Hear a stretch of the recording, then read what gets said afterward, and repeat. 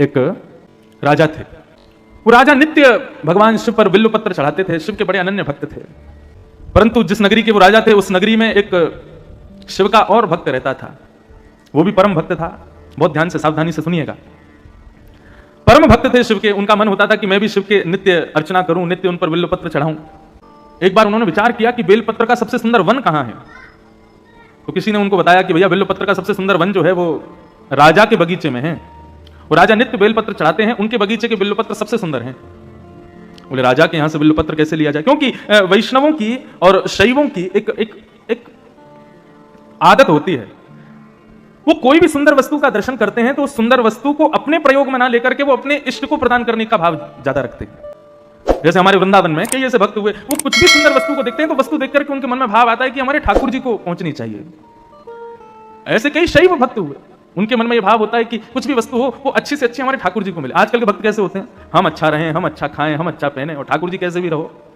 मंदिर में जहां ठाकुर जी विराजते हैं वहां पर कई लोगों के यहां तो पंखे भी नहीं होते। क्यों? विचार ही नहीं उठता मन में। लेकिन कई घरों में मैं जाता हूं, वो अपने सुख सुविधा का इतना विचार नहीं करते। वो सोचते हैं हमारे जो सेवायत ठाकुर जी है ना, वो सुख से विराजे। ये वैष्णव का स्वभाव है। तो उस व्यक्ति के मन में आता था कि राजा के बगीचे के बिल्वपत्र चढ़ाया करूं मैं शिव को, तो मेरी सेवा, उससे मैं संतोष मुझे मिलेगा। लेकिन कैसे करूं? इतने सैनिक रहते हैं, इतने सब कुछ रहते हैं। तो उसने मन में विचार किया कि मैं शिव महिम्न स्तोत्र का पाठ करूंगा और इसका पाठ करके अपनी दैवी शक्ति को प्रकट करूंगा। और परिणाम यह हुआ कि शिव महिम्न स्तोत्र का इतना पाठ किया गंगा जल में खड़े होकर के कि उसको अदृश्य होने की शक्ति प्राप्त हो गई। वो जब चाहता तब अदृश्य हो जाता।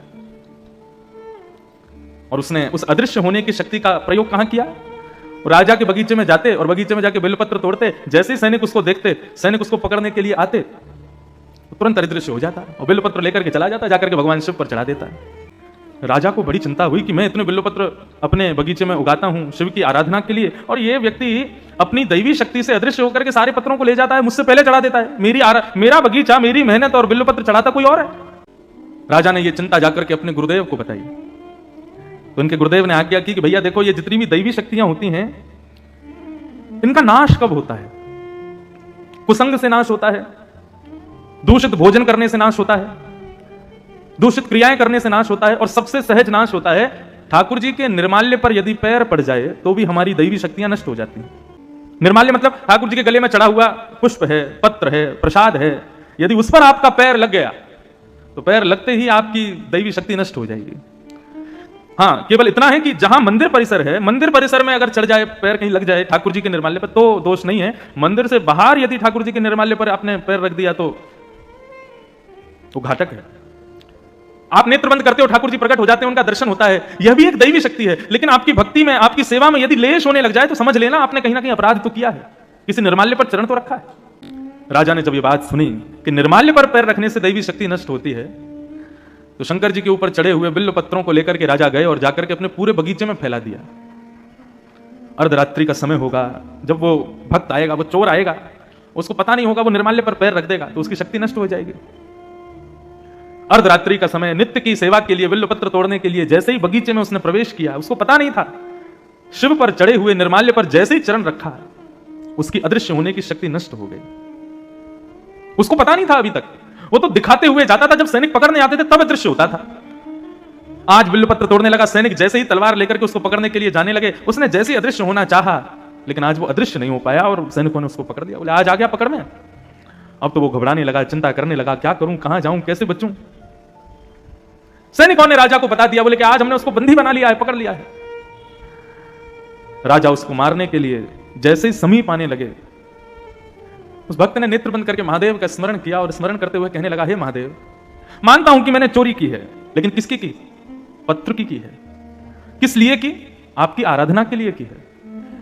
यदि इससे किसी की संपत्ति नष्ट हुई हो, इससे किसी की आराधना नष्ट हुई हो, तो मैं क्षमा मांगता हूं, लेकिन नाथ, मैंने तो केवल आपकी सेवा के लिए इस कार्य को किया था, आप मुझ पर कृपा करो। और नेत्र बंद करके महादेव का स्मरण करते हुए वहीं खड़े खड़े शिव महिम्न स्तोत्र का गान करना प्रारंभ किया।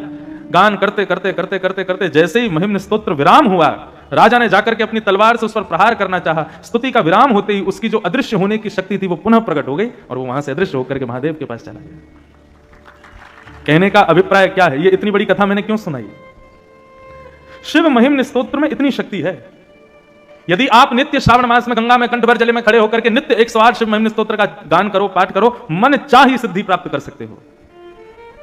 यहां तक कि अदृश्य होने तक की सिद्धियां प्राप्त हो जाती हैं शिव महिम्न स्तोत्र से। ऐसे स्तुतियों के राजा हैं शिव महिम्न स्तोत्र, लेकिन वो शिव भी किसकी आराधना करते हैं? हमारे श्री कृष्ण की, हमारी श्री किशोरी जी की आराधना करते हैं, हमारी श्री लाडली जी का नाम गाते हैं। शिव महिम्न स्तोत्र के 108 पाठ, और 108 तो कम बता रहा हूं, 1,00,000 पाठ, एक पुरुष चरण शिव महिम्न स्तोत्र का जितना बल देगा, उतना बल केवल श्री किशोरी जी का एक बार राधा नाम कहने मात्र से प्राप्त हो जाएगा। आज सुबह जब मंगला में दर्शन करने के लिए गया, तो मैं तो वही फॉर्मूला अपनाता हूं जो मैं कल कथा में बता रहा था। मैं शिवालय में ओम नमः शिवाय नहीं कहता, मैं शिवालय में जाकर के ठाकुर जी का ही नाम गाता हूं। ऐसे महादेव जो सदा सर्वत्र श्री किशोरी जी के ध्यान में रहते हैं, श्री कृष्ण के ध्यान में रहते हैं, श्री राम नाम के सदा आश्रय में रहते हैं, ऐसे शिव हैं। उन शिव की एक काशी नगरी, जहां नजर घुमाऊं मुझे तो वहीं महादेव दिख रहे हैं।